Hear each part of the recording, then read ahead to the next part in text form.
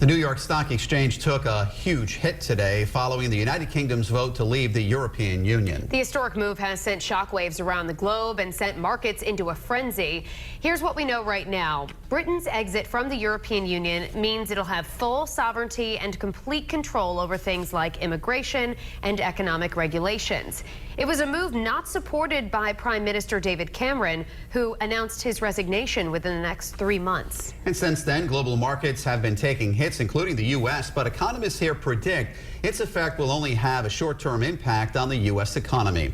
To get more on the latest developments and what you need to know about the money, new at 6 from Eyewitness News reporter Steve Nielsen. Well, since this obviously has had just a huge impact globally and especially here in the U.S. as well, I wanted to sit down with a local financial advisor to see what his advice is for you. The votes were cast and the stock market fell off a ledge. The UK is leaving the EU. The sun has risen on an independent United Kingdom. It's probably a little too soon to tell who are going to be the winners. Local financial advisor Oliver Tutt sat down with me hours after the Brexit became clear. Should I not look at my 401k today?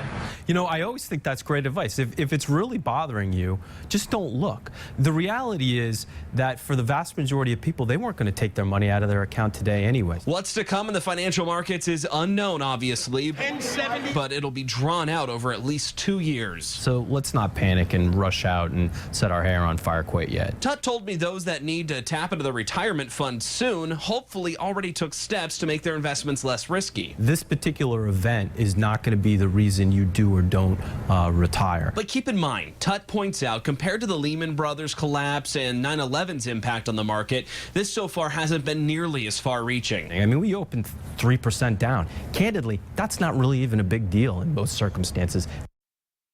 Yeah, so the real question here is what happens in the months and the years ahead that follow, because as Tutt said, today's impact he doesn't believe is actually that bad.